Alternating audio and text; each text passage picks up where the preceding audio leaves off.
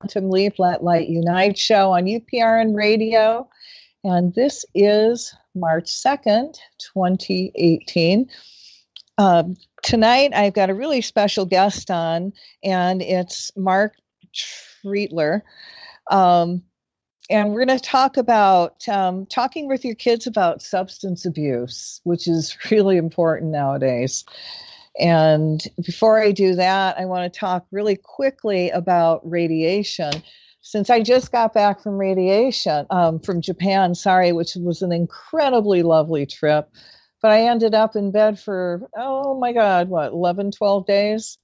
It's been rough adjusting from the radiation that I took on. And like I said, the land is awesome, the people are amazing, and the radiation sucks. Let's face it, Japan is actually at ground zero for radiation because of the nuclear disaster in Fukushima. And the Japanese government has a gag order on any information coming from Fukushima nuclear disaster. And that means there's absolutely no info about what's happening or not happening. And the people in Japan, because of that gag order, they're very, very afraid to talk about it and talk about radiation and Fukushima. But I'm not from Japan, all right? Right now I'm in Hawaii, and I'm going to be Chatty Cathy.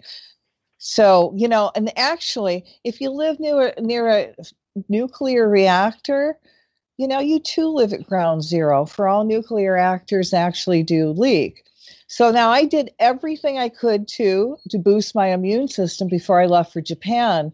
And you can look at me like the canary in the coal mine who will feel the first effect to warn others that what is actually happening. So after I got home from the incredible trip to Japan, I developed cold-like symptoms, runny nose, congested lungs, and I call that the Fukushima flu.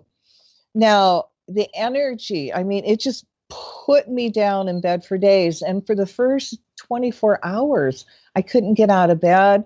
I didn't want to eat. I didn't want to drink anything. And thank God I had a really great friend who I respected greatly and still do. And she just yelled at me and said, "Drink fluids." So I forced fluids into myself. Now, about the fourth day, I developed lumps under my arm. And those I actually got to go away using angel light. And then my energy started to come back when the radiation actually hit me in the weakest part of my body. And that for me is my teeth, and I'm still recovering from infection. Radiation is not my friend. And, I am healing. This too shall pass. And would I go back to Japan? Yes, I would, but I would take more precautions. And guys, radiation is everywhere. We're living in a very, very highly toxic, radiated world. And don't forget, you don't see the radiation. You really don't taste it. You don't know it's in the air, but it's there. It's affecting all of us. And just because the paper and the government are not talking about it, doesn't mean that we have got to be quiet about it. And if we do, more of us will die much quicker. So don't be afraid to speak up about the high radiated world we live in and some of the cleanses that you do to your family and your friends, because the information you might share might be saving their lives. So I promised you that we're going to talk tonight about talking with your kids about substance abuse, and whether it's in the home, in movies or TV or in advertising, children are exposed to alcohol and also often to drugs early on. And according to the CDC, our children are starting to abuse alcohol, as early as age 8. And drugs not long after. And the stats on young driver alcohol-related deaths are really staggering. Now, Marc and Leanna Treitler, Growing up in a family with a history of addiction, Marc succumbed to alcoholism while in college, despite his successful corporate career. Now, Marc continued to drink until an offhanded comment by his daughter woke him up to the damage his drinking was doing on them and to the relationships he's cherished. And while in recovery, Marc realized the power of information. And he's actually wrote a couple books. One is My Dad is an Alcoholic, What About Me? And Marc's been on my program when we talked about that book, which is really, really an amazing book, which I recommend to anybody. But Marc and his daughter, Leanna, tells readers everything Marc wishes someone told him about addiction. And together they share the family's journey of recovery while providing adolescents with the tools they need to avoid ever having their addiction gene turned on. And in the second book, My Dad is an Alcoholic, What About Me? If you can see that, that's the book. You have visual. It provides young people with the tools they need to avoid substance abuse and the reasons for doing so. And it's a practical, easy to read guide and can be read by middle school students alone or with parents or educators. And it really opens the discussions and of the issues that kids have to face. Whew, welcome, Marc. Thanks for having me. Oh, sorry, I had to take a drink. No worries. I heard about your Japan trip. You're still recovering, so take your time. Thank you. What got you to write, the first book, My Dad is an Alcoholic, What About Me? Why did you write that? Let's start with that one. Why did you write that book, and how did you get your daughter involved in it? Yeah, sure. It was pretty simple. I struggled with alcoholism for a good 20 years, and then when I finally decided to get help, the first thing that hit me was with all the information I was learning in rehab about it being a disease and hereditary and very easily presentable, was why didn't someone tell me this when I was 12, when I was 13?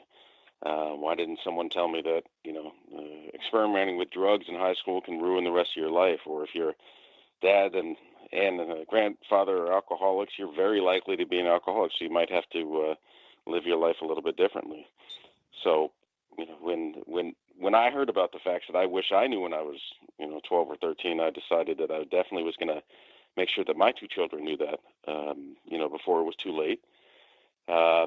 Sort of turned into a discussion, and my daughter jumped on the idea that that's important knowledge for people to have. It turned into a little bit of a writing project, and then it turned into a book, really, because I don't know about you, Cathy, but literally almost every family that I run into at work or personal life or with this book, every family has somebody that's either battling drugs or alcohol. So it's important that we get the message out to the kids before it's too late. Well, I call this Earth the planet of addictions. You're either there, going to be there, you are there, or you're just in denial. And, to me, if people say, oh, I'm not addicted to anything, I just ask them, do you eat? Do you eat food? That's an addiction. And, what happens when you don't eat food? That's true. You get the cramps pretty bad. My wife now says I'm addicted to work, but I'll take that over addicted to alcohol. So we can all be addicts, but some are healthier than others, right? I just say, this is a planet of addictions. Pick your addiction wisely. Yeah, that's good advice. Now, when you wrote the first book and, you're talking about your daughter, and I know what amazed me was when I first interviewed you was how young she was. Can you tell everybody how young she was when she helped you write this book? I mean, she was, between the ages of 11 and 13, really a little bit of 14. And if you read it, she's an amazing writer to this day as a junior in high school. But yeah, there's a lot of wisdom in her parts of the chapter, and she speaks directly to the children. As she does, we'll go around to talk to middle schools or other organizations or TV or radio interviews, and she definitely has she definitely has an older soul in her, as you can tell by her writing. Oh my God, you took the words right out of my mouth. I mean, she's, at that time, 11, 12, going on, I don't know, 50. Just Yeah, with she the had, wisdom. I'm a pretty good writer, and last night for some high school project, she asked me to read two of her papers, and she's very in depth. Let's put it that way. She has a very good brain on her head, and she's passionate about this topic. She's seen plenty of our relatives firsthand, derail their lives at an early age, and they deal with that forever if they make the mistakes that a lot of teenagers make in high school, and then many people never recover. So she's very passionate about sharing the story and talking to friends of hers and kids at middle school about how to avoid that and some tips for it. Well, what I like is that, she also has a section that she writes and, you direct it toward the kids. And your second book, I like in the chapter, it says, chapter one, why should I read this book? And it just comes right out. The book is written for you, not for your parents, not for your teachers, not for any adult, for you, because your mom or dad is an alcoholic. Yeah, and then we changed the second book a little bit, just to because we were getting so many requests from kids and parents and teachers that didn't know if they had addiction in their genes, because you don't know. It could have skipped a generation, or someone could be already be sober. So we made the second book a little more encompassing for all kids to read, with a special emphasis if you know it's in your genes. But all kids can use this because, as I think you have a good description. Everybody has an addiction, but unfortunately, in our country, more people than ever addicted to alcohol and opiates. Well, how do you define an alcoholic? Well, I have my own definition. I think it's when it changes from a want to a need. So it's fine if you're going to a football game and you want to have a beer with your friends, or maybe after a long day at work you go home and you want to have a glass of wine with your wife. But for us alcoholics, when we get to that point of the disease taking over, we actually have to drink. So we have to figure out when we're getting that beer at that football game, or we have to, we need to have that glass of wine with our wife, or if not, it's going to be stashed in our closet. We're going to sneak it. So it's really, there's no test for it, but it's in my mind, it's when you change from a want to a need, and then it's controlling you. Well, what happened when you didn't get it? Well, that didn't happen too often, fortunately or unfortunately, because of it's not hard to find alcohol in the United States. I do remember the first time, though. It's a good question. I do remember specifically the first time I was not able to find alcohol, and it's I was still in the denial stage. I didn't think I was an alcoholic. I was in a traveling for business, and I was in a dry county in Texas where they don't sell alcohol on Sundays. So I never heard of that. So I went to the liquor store and the convenience store, and I couldn't buy beer. I thought I'd be fine, but literally I didn't sleep 1 second that night. I tossed and turned the entire night. And so that's what happened the first time I didn't have alcohol in the middle of my disease. That also made me realize I might have a problem. What to you are the differences and the similarities between alcohol and drug use? In the addiction, into your brain, and how it affects your body and your mind over time, there's very little difference. The brain reacts. The brain reacts the same for alcohol as opiates, for example. Or if you take a Xanax versus a glass of wine, it's the same part of your brain that has the reaction. And then with almost all drugs and alcohol, the disease progresses over time. You start as an occasional user, and then it gets to the point where you have to use it, and then it's ruining your body, your marriage, your family, your job, and at the end it kills you. So it's very little difference between almost all drugs and alcohol, and that's why when you go to AA meetings or NA meetings, people are mixed in there, and everybody has the same story, whether or not you were an opiate to heroin addict is compared to an alcohol addict. Well, a lot of us think of alcoholics and addicts at the really, when they hit rock bottom. And you said you've been very successful while you're still drinking. And how did you manage that? And how common is it for people to be functioning alcoholics? Well, the term functioning alcoholic is dangerous to those of us who are seen as functioning alcoholics, because it's much easier to justify your drinking. One of my closest friends is going through the same thing right now. It's, if when we're successful and we're not getting fired and we haven't lost the car and the house and the wife and the kids, you always can say, well, I'm not an alcoholic because look at those people. They don't even have jobs. Or I'm not an alcoholic. My sister doesn't even work. So functioning just means you're suffering through it and you haven't gotten to the point where you lose the family and the job. So I think it's sort of a misnomer. It's just maybe you're highly capable at work, and you just haven't hit that point where you're unable to perform. Yeah, I know you said that what really shook you was something that your daughter said, but how close to rock bottom did you get?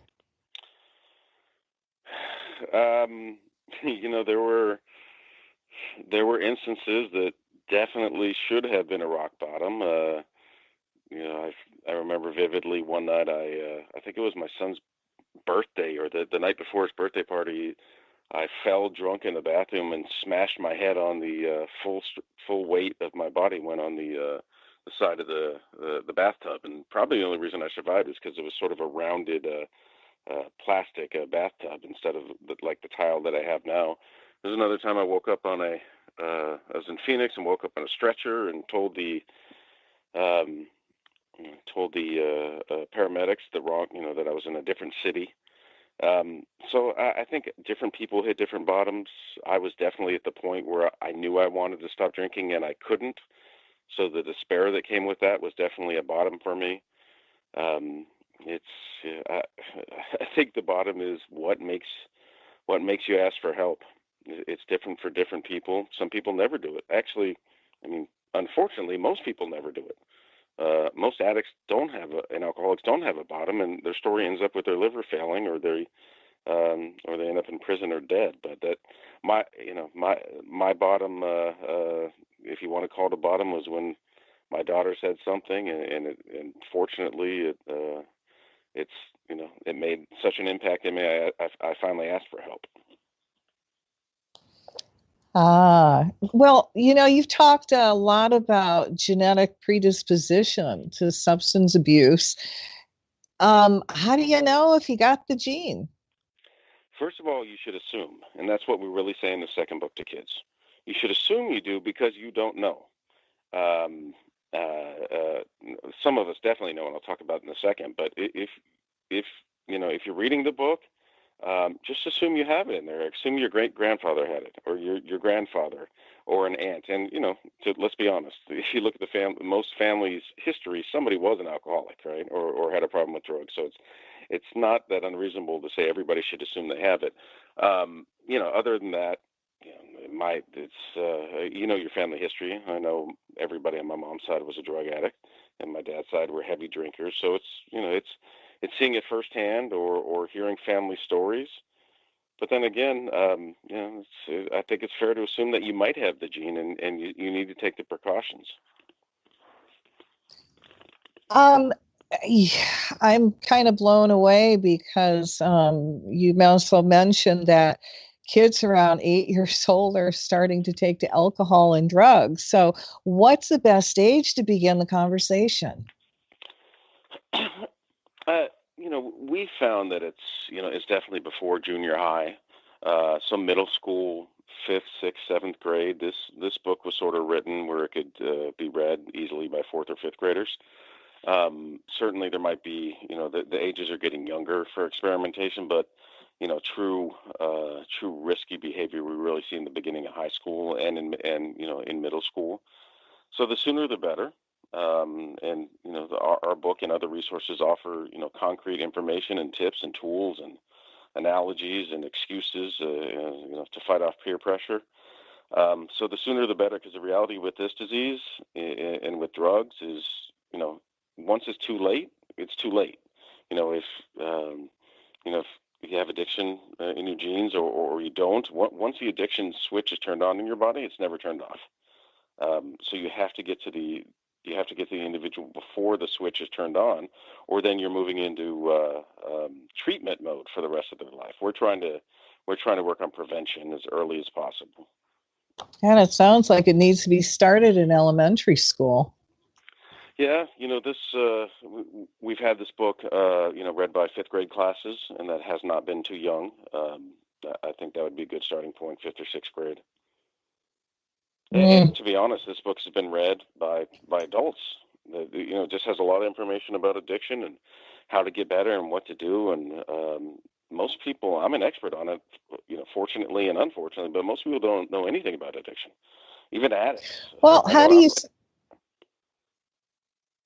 you suggest opening the dialogue and talking about it, especially with teenagers? Well, this isn't to pitch my book, but we've heard a lot of parents have had a lot of success with just buying the book and giving it to them and saying, "Hey, this is half of this book is written by someone your age. Thought you really might want to read it." So that's one tool. The other, it's as important these days as it was talking about the birds and the bees in the 1950s, right? You talked about the birds and the bees. You talked about sexually transmitted diseases. You talk about AIDS, unwanted pregnancy. Well, parents, I got news for you. Drugs and alcohol is a more critical topic than those things were in the 50s. So it just has to be done. Sit the kids down like you talk about sex education and the birds and the bees, and you talk about the dangers of drugs and alcohol and what it's done to your uncle or your classmate in high school who's now dead and or lifelong addict. You have to make the effort. You can't rely on the schools to do it, and you definitely can't rely on your kids' friends to do it. Well, if you've got a parent or two, or either one that's got an addiction, and the kids don't really feel comfortable about, going and talking to them, who would you guide them to? There's actually a chapter on that. My daughter has a lot of good advice. First of all, the answer is talk to someone. Okay, don't hold it in. That's the wrong answer. Everything else is the right answer. And we talk about, talk to the addict. Look what it did for me. I mean, my daughter, just hearing my daughter comment about my drinking, 10 years later, I'm still sober. There's no harm in that. There's no shame in that. Talk to the sober parent. Talk to a priest or a rabbi or a trusted uncle or an aunt or a school counselor. There's a lot of people to talk to, and the worst, one of the worst things families can do, including kids, when there's an addicted parent, is not do anything about it, because there's going to be a point where it's too late. Wow. Well, what tips can you provide to parents to keep communications open with the kids? Well, I think we hit on a little bit. One, you want to start early, so you want to start before they jump into middle school or high school and are pressured to do drugs.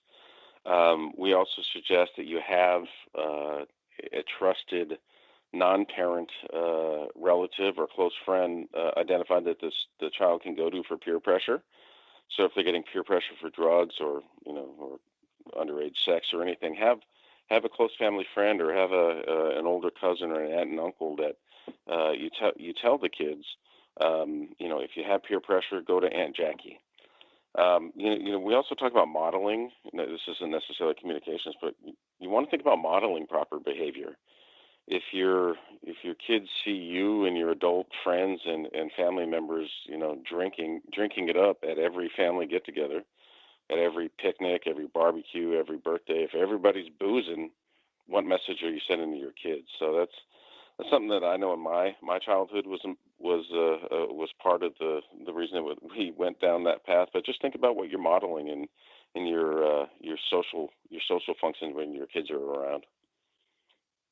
Wow, it does put a lot of pressure on the parents where it should be. And talking about as a pressure. parent, I know there's a lot of pressure, but your kids look up to you. You like it or not, your kids look up to you. What about peer pressure that it has on kids? Yeah, peer pressure, and there's a chapter on that as well. You have to be prepared for it. You have to, the kids have to be educated about the dangers of drugs and alcohol, like we just talked about. Maybe identify someone that they can talk to. In the book, we have some specific tools for peer pressure against drugs and alcohol, like talking about. You have a family history of it. You don't want to mess with it. Sorry, man, I have addiction in my genes. I'm not going to try that joint. Be prepared for it. Have somebody to talk to. And then my daughter has some good wisdom in there. If someone's really pressuring you to do something, are they really your friend? So obviously peer pressure is harder when you're younger, but you need to make resources available to them in terms of an adult to talk to and some facts. All right. Well, what are some of the signs that the kids could be on substance abuse? And this is the same signs as alcohol. Let me start with a very bold and current trend that I've read about recently. And I'd love to see this spread, but there's a high school in Atlanta. It's a private school, but they're implementing what I've advocated for, and others have. They're doing mandatory drug testing and alcohol testing in high school, and they're doing it with a hair sample. And it's very hard to fake a hair sample. So I want to go to the end of your answer is if you think your kids are messing around with drugs or alcohol, or you think there's a danger of it, tell them you're going to drug test them. Take a hair sample. And then, you don't have to pay so much attention to signs that they might be hiding. But, they're dropping, to answer your question specifically, a drop in grades, hanging around with new friends, sleeping a lot. And that's you can see that in adults and children, and behavioral trends. Look, if something strikes you as something's changed, most people are almost always right.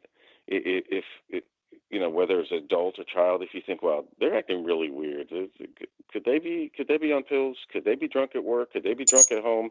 Did my kid just come home drunk from a party? You're probably right, and then dive into it. And worst case, as a parent, take a hair sample out of the brush and get it tested, or tell them you're going to do it as a scare tactic.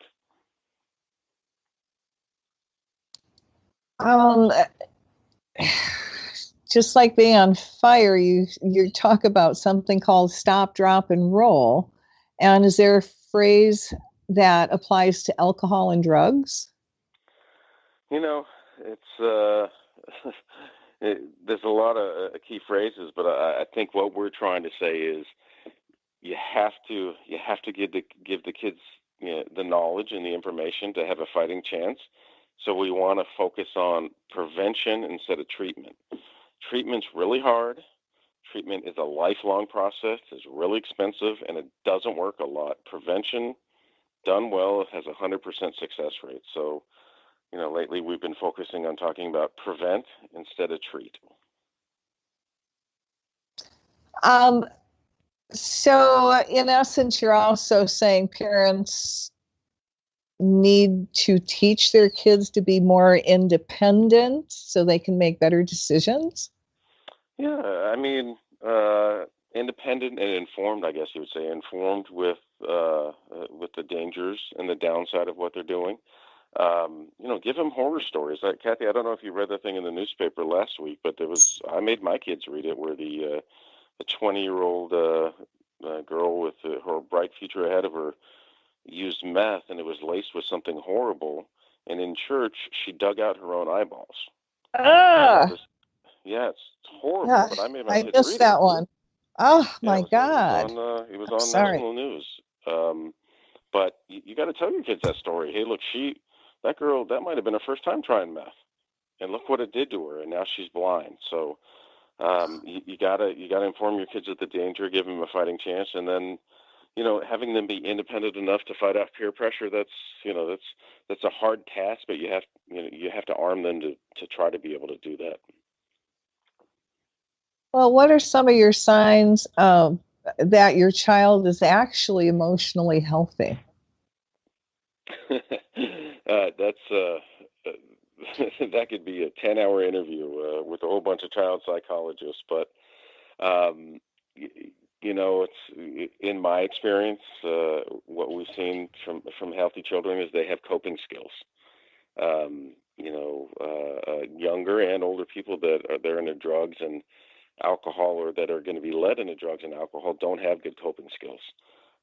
So can they deal with anger or stress or sadness or anxiety well? And you can say the same thing about adults, by the way, because alcoholics don't have any coping skills. So that's one of the key things in predicting future emotional stability, or reaching for the bottle instead of a hug, is trying to teach them coping skills. Wow. If the parents don't have coping skills, how are you going to expect the kids to? That's an amazing question, because I didn't have any coping skills until I was out of rehab. Fortunately, my wife has amazing coping skills. So in my family, they learned them from my wife, and they had no chance from me. I had one coping skill, and it was the bottle, which every alcoholic has the same coping skill. So, if neither of the parents have coping skills, that's definitely a tough one, and it's something parents have to work on. I'm sorry, Leanna isn't here. So you're just going to have to time. I'm sorry about that. Talk in her space. But how has working with her changed everything for you both, working on the book together?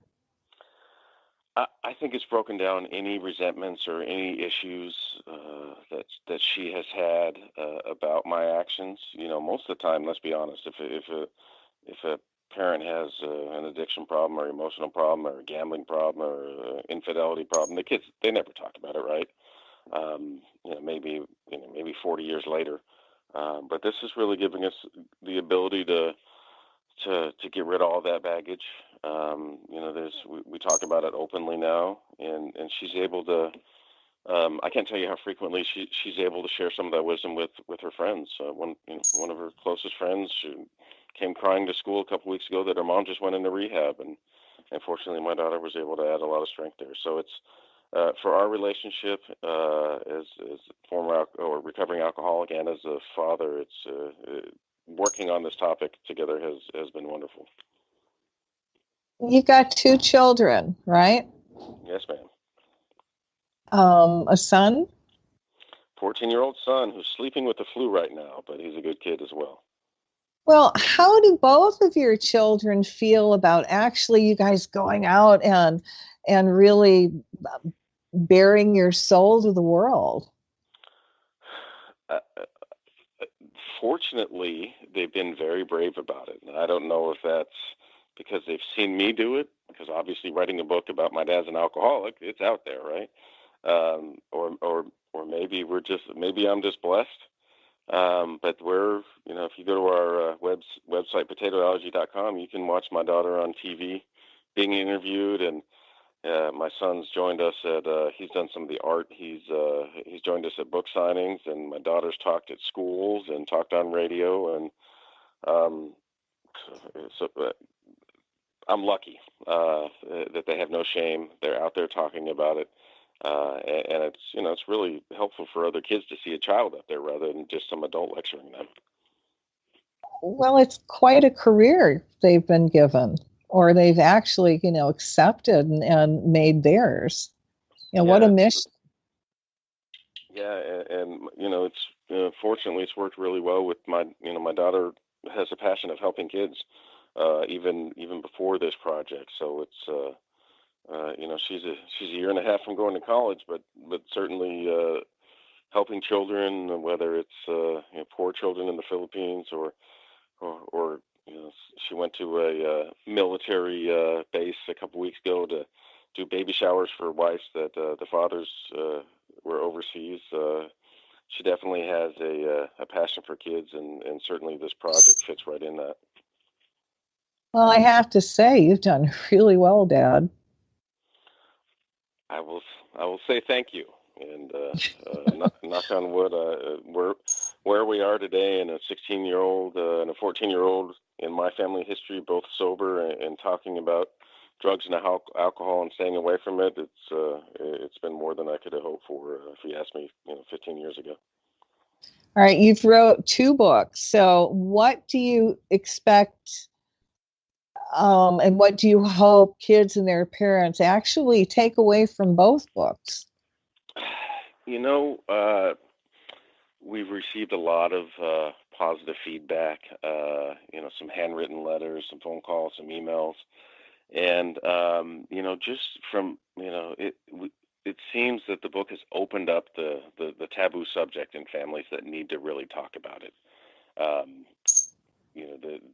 The kids know their dad's an alcoholic, or their dad left because he was an alcoholic. And this answers a lot of questions.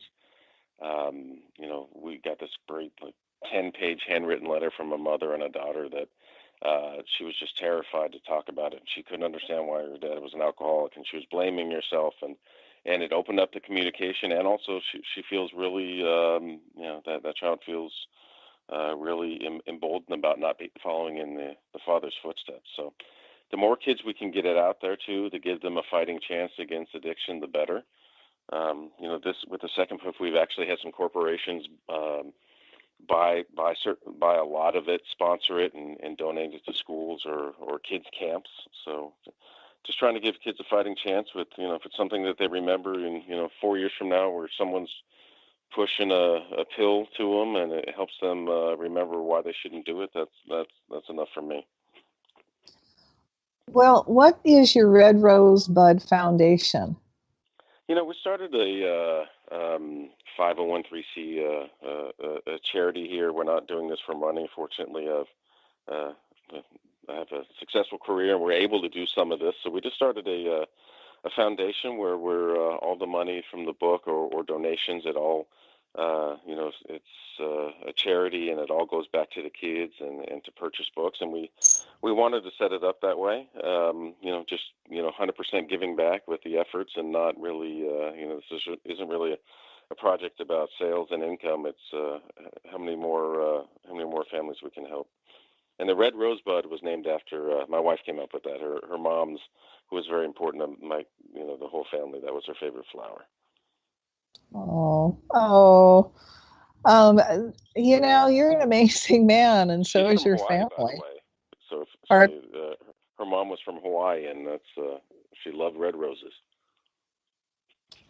I can see why. So where can people get your books? They can go to Amazon and search for Marc Treitler or the name of the book, or they can go to potatoallergy.com, and there's a buy it on Amazon link there. They can also, if you have any questions about your family or your own battles, there's a place to submit questions, and one of us or other people in the addiction community answer it. There's also some tips, and there's a little bracelet we have for kids that talks about being allergic to alcohol in a cute little way with a cartoon on it. So potatoallergy.com, or like every book now is sold on Amazon.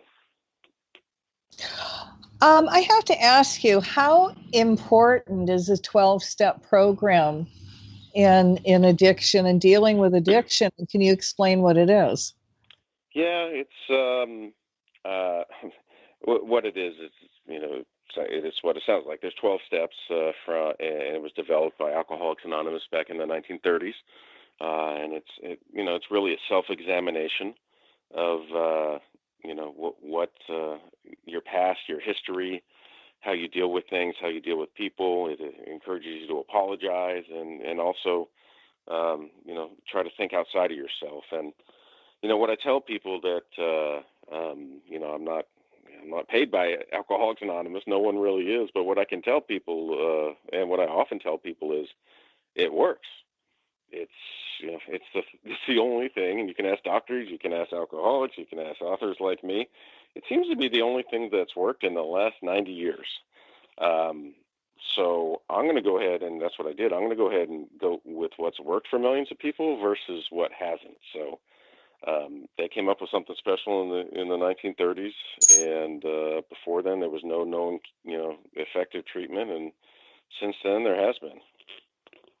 Well, isn't the 12-step also group support?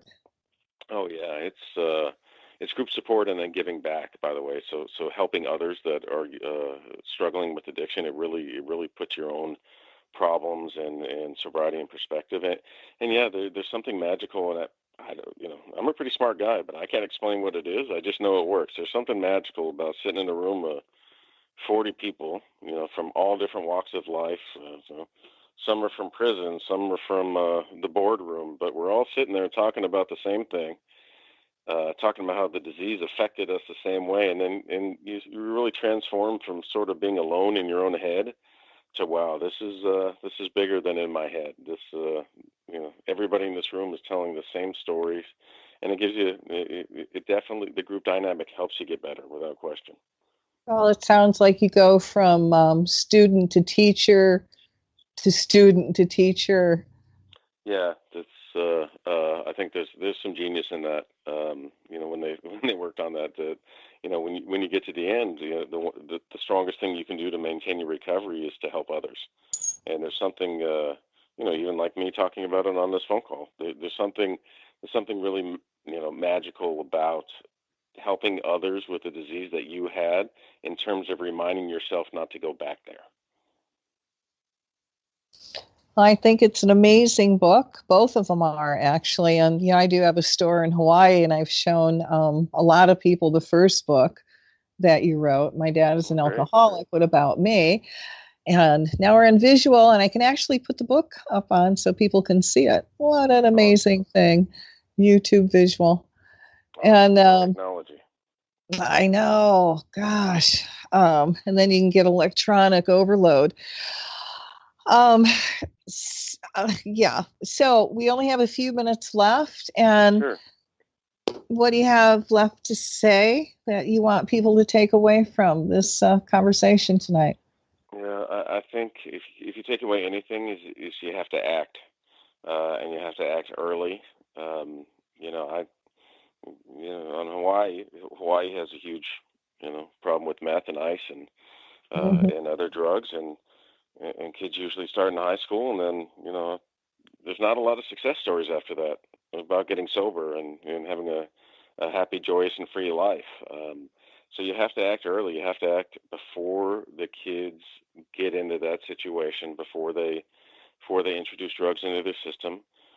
And you can't just, it's not good enough anymore just to tell them to say no, or to hope the schools teach them something, or to hope they have the right friends, or to pay close attention, or to smell their breath when they come in.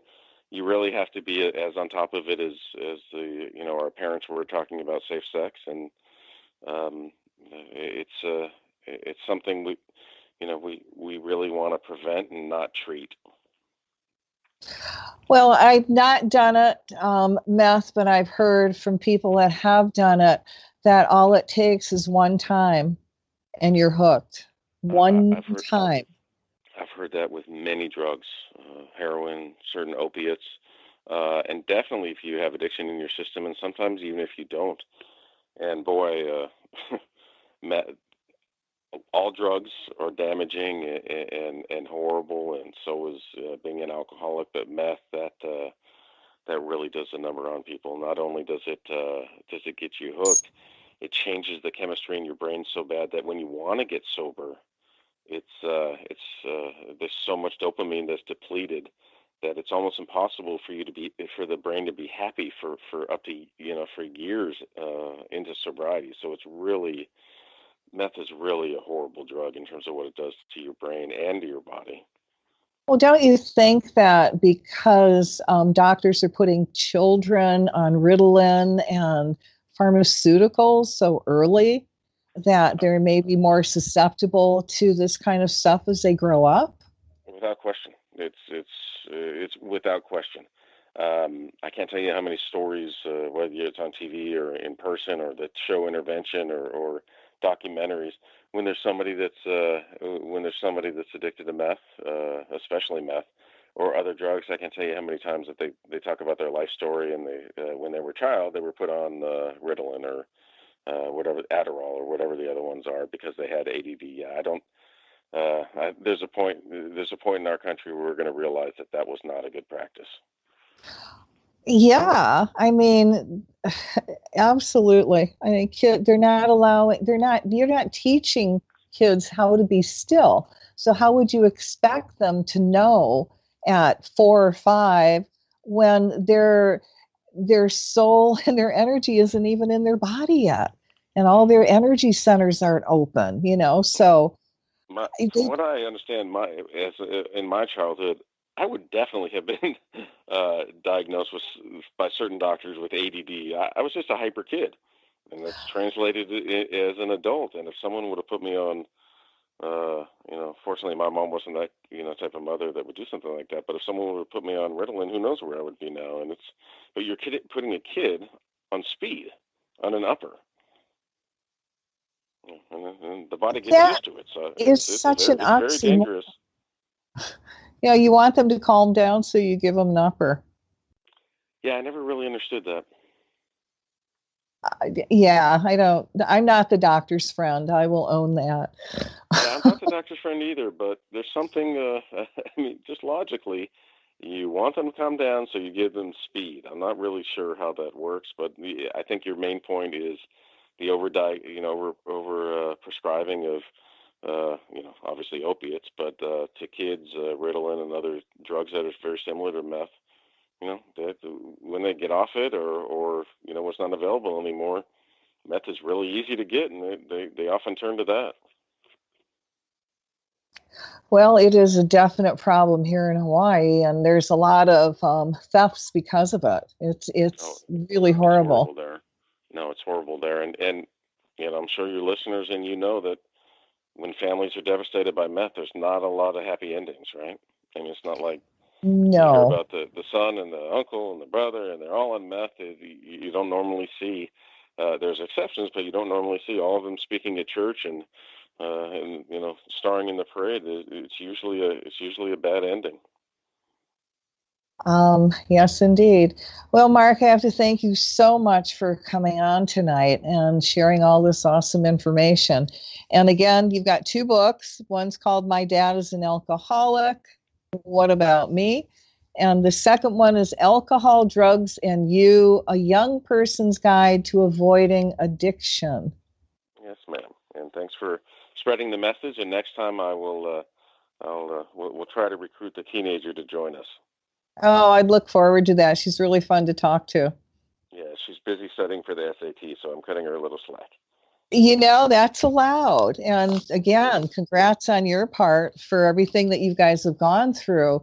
You've really turned something very, very negative into a definite positive that affects many, many people. So thank you. We call it breaking the cycle in the family of in the addiction. So hopefully we can break the cycle permanently in my family and help others do the same. And on that note, everyone, we're going to say good night, and I hope you all have a great week. And watch out for that radiation, because it definitely is out there. So aloha. Aloha. Thank you, ma'am. Good night.